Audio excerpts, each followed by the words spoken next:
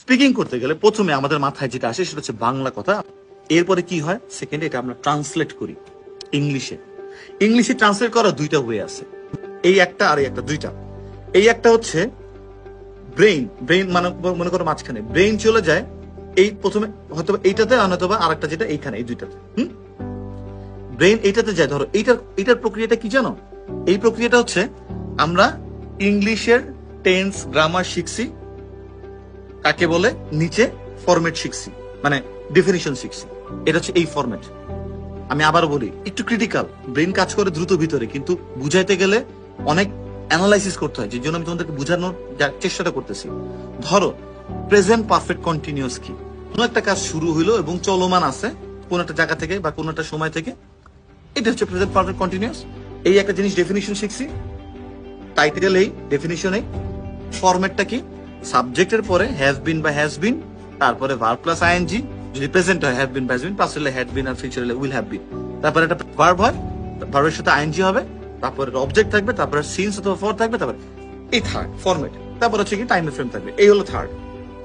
এইটা হচ্ছে একটা শেখা, যেটা আমরা শিখে আসতেছি ছোটবেলা থেকে। এই জিনিসটা হচ্ছে আলটিমেটলি এক নাম্বার একটা জায়গা। তো যখন আমরা বোঝার চেষ্টা করো, ভালো করে বোঝার চেষ্টা করো, যখন আমরা বাংলা মাথায় আসছে যে আমি তো 2 ঘন্টা ধরে ভাত খাইতেছিলাম, পাস্টের কথা, তখন আমরা এইখান থেকে চলে যাই কি ওই ফরম্যাটে। কিন্তু আমরা কেমনে জানবো এটা প্রেজেন্ট পারফেক্ট কন্টিনিউয়াসই হচ্ছে? এটা তো পাস্ট ইনডিফিনিট হতে পারে, এটা পাস্ট টেন্স হতে পারে, এটা অনেক কিছু হতে পারে। তখন ব্রেইন 3টা 4টা ডেফিনিশনের দিকে যায়। যার প্র্যাকটিস বেশি তার ব্রেইনটা দ্রুত যায়। তারপরে লাভ নাই যতই দ্রুত যায়, কারণ অ্যাটলিস্ট ও 10টা 12টা না যায়, হয়তো বেশি প্র্যাকটিসে থাকলে 3টা 4টা অপশনে যায়, তারপরে বের করে ডেফিনিশনের জায়গায় করে ট্রান্সলেট করে তারপরে চলে যায় হচ্ছে গিয়ে ওই সেন্টেন্সটা, যে I had been hearing rice for 2 hours. আমি 2 ঘন্টা ধরে ভাত খাইতেছিলাম। কতগুলা গ্যাপ, অনেক দ্রুত হয়, কিন্তু তারপরে দেখো হিউজ গ্যাপ। এই জন্যই আমরা স্পিকিংটা আনতে পারি না। এবং এটা প্র্যাকটিস করতে করতে করতে এইটা এক্সপার্টিসটা নিতে, হ্যাঁ আমি বলি না এটা করলে এক্সপার্টিস নেওয়া যাবে না, অনেক সময় লাগবে, অনেক সময়। এইটা হচ্ছে ব্রেইনের একটা ক্যাটাগরি, যেটা আমরা সাধারণত প্র্যাকটিস করে থাকি। এইটা একটা গেল। সেকেন্ডটা কি জানো? এই হচ্ছে সেকেন্ডটা, যেটা বাংলা টু ইংলিশ, যেটা আমি শিখাই গ্রামারে, আমি ওই করে শিখাই না। মাথায় কি আছে? আমি খাইতেছি ভাত, টেস্টি টাইপের কিছু আসছে, রানিং কিছু আসছে, রানিং কিছু আসলে কন্টিনিউয়াস, আমি শুধু এইটুকুর সাথে এইটুকু মিল করি। এইবার পূর্বে বসাইলে পূর্বে, বর্তমানে বর্তমানে, ফিউচারে ফিউচারে।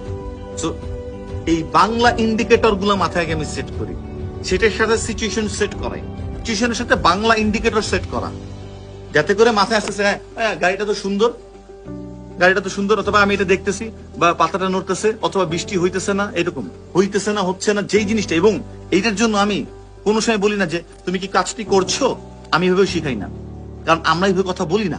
এই কাজটা করতেছো, এভাবেই তো বলি। যেইটা খুব বেশি বলি বাংলায় আসে, সেইটাকে ইন্ডিকেটর বানাইতে হবে সিচুয়েশনের সাথে। তো প্রথম কোর্সে সিচুয়েশন কি? Situation continuous. আমি টেন্স শিখাই 4 রকম, তোমার indefinite, continuous, perfect continuous, perfect tense, 4টা। এই 4টার সাথে মিলাই বর্তমান হলে বর্তমান, ফিউচার, ওগুলো নিয়ে আমার কোনো হেডেক নাই। So indicator to situation, situation to format, 2টা জিনিস, আর কিচ্ছু না। বাংলা ইন্ডিকেটরস, খাইছিলাম, আমি অপেক্ষা করে থাকবো, আমি অপেক্ষা করতে থাকবো, এই জিনিসটা আমি ভালো মতো সিচুয়েশনের সাথে ব্লেন্ড করাই ক্লাসের ভিতরে। এটা থেকে সিচুয়েশনটা গেল যে আমি কাজটা আগে হয়ে যাবে বা কিছু এরকম অনেক ভাবে। এরপরে কি এইটার সাথে ফরম্যাটটা কি? কারণ সিচুয়েশন বুঝলে আমি বুঝতে পারবো কোন টেন্সে আছে, ফিউচার ঠিক আছে, এটা খুবই ফাস্ট। এবং তারপরে তো স্পিকিং এর ক্ষেত্রে আমি জাস্ট একটা তোমাদেরকে দেখাই দিলাম যে ব্যাপারটা কিভাবে প্রসেস করে।